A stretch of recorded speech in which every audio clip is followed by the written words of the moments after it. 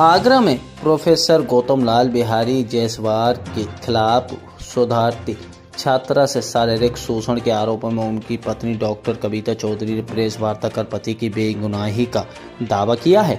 उन्होंने कहा कि यह मामला पूरी तरह से सुनियोजित षड्यंत्र है और उनके पति को बिना गहन जांच के फंसाया जा रहा है।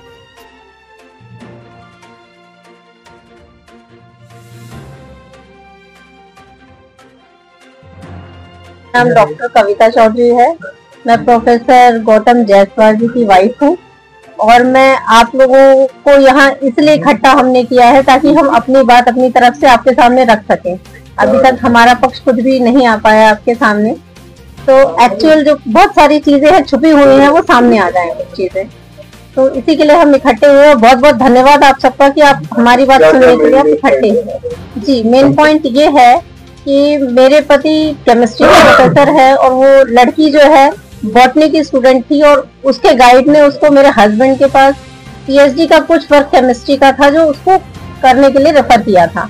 इसके लिए वो यहाँ आई थी और उसका काम पिछले 2 साल से चल रहा था जो 6-7 महीने पहले खत्म हो चुका है यहाँ से, जबकि उसने आरोप लगाया है कि ये मेरा काम कह रहे हैं पूरा नहीं होने दूंगा, धमका रहे हैं। दूसरी चीज कि मेरे हस्बैंड को स्किन सोराइसिस है, पिछले लगभग 10-12 साल हो गए होंगे, सीवियर है वो और काफी इलाज कराया है, मेडिकल, आयुर्वेदिक, एलोपैथिक, हर तरह का इलाज करा के वो बहुत परेशान हो चुके हैं।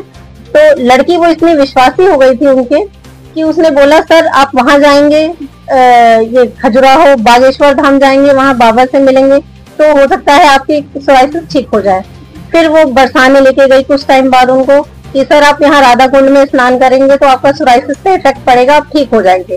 वो उसके बातों में आकर या कहीं इमोशनल फूल बनाकर वो अपने साथ लेके गई और फिर उसकी ही बेस पे उनको धमकी देने लगी कि मैं आपको ब्लैकमेल कर रही हूँ कि मुझे पैसे दीजिए नहीं तो मैं आपको बर्बाद कर दूंगी। और उसके पीछे बहुत सारे पॉलिटिकल भी लोग शायद जुड़े हुए हैं जो उसको सपोर्ट कर रहे हैं।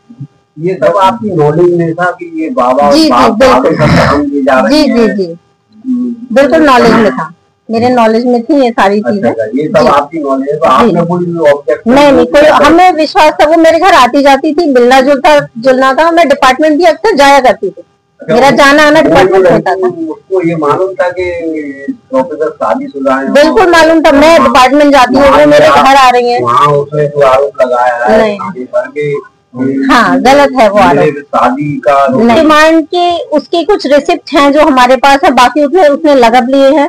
नगद के तो कोई आप कह नहीं सकते कि क्या है। कुछ उसने कभी मोबाइल रिचार्ज के बहाने, कभी पॉलिसी भरनी है के बहाने, कभी कोई और काम है फीस भरनी है के बहाने, क्योंकि वो फाइनेंशियली थोड़ा अपने तरफ से वीक है। आपके पास कोई ऐसे साक्ष्य है कि वो ऐसा लगे कि वो आपको ब्लैकमेल कर रही है? आपके पति ब्लैकमेल करने का साक्ष्य सिर्फ मेरे पास ये है जो इसमें दे रखा है इन्होंने कि चैट्स हैं जो हमारे पास, अदरवाइज नहीं है, क्योंकि हमें कुछ अंदाजा ही नहीं था कि इस तरह की चीजें हो रही।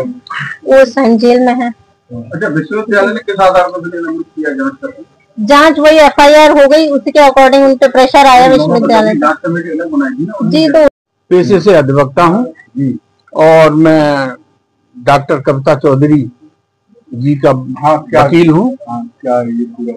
ये पूरा मामला फर्जी है, ये एफआईआर ही नहीं होनी चाहिए थी।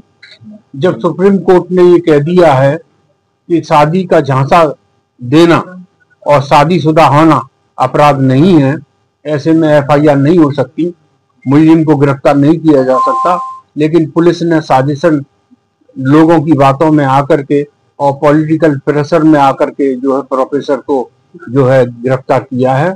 और जहां तक मेरा मानना ये है कि प्रोफेसर एकमात्र प्रोफेसर हैं जो अनुसूचित जाति के दलित समाज से आते हैं, उनको साजिशन गिरफ्तार किया है क्योंकि वो एचओडी बनने वाले थे डिपार्टमेंट के, वो एचओडी ना बने, इसलिए एक बहुत बड़ा अपराध उनके खिलाफ साजिशन लगाया गया है। अपने 5 लड़कों का 5 लड़के कौन है? वो 5 लड़कों के नाम हमने इसमें आपको कॉपी में दे दिए हैं। उनकी चैटिंग और कथित पीड़िता की चैटिंग जो है उसमें है, जिसमें कि प्रोफेसर को फंसाए जाने की चैटिंग है, जिसको हम अदालत में दाखिल करेंगे। कौन हो सकता है साजिश कर रहे हैं? कुछ कांग्रेस के लोग हैं और कुछ और लोग हैं जो जिनके की नाम अदालत में खोले जाएंगे। आप बता रहे हैं चोरी बनेगा, तो उसके लिए कौन कौन साजिश करते हैं? वो कांग्रेस के नेता हैं कुछ, और भी लोग हैं, कुछ डिपार्टमेंट के लोग हैं, डिपार्टमेंट के भी लोग हैं, लेकिन उनका नाम चूंकि साक्ष्य नहीं है इसलिए उनका नाम लेना उचित नहीं है।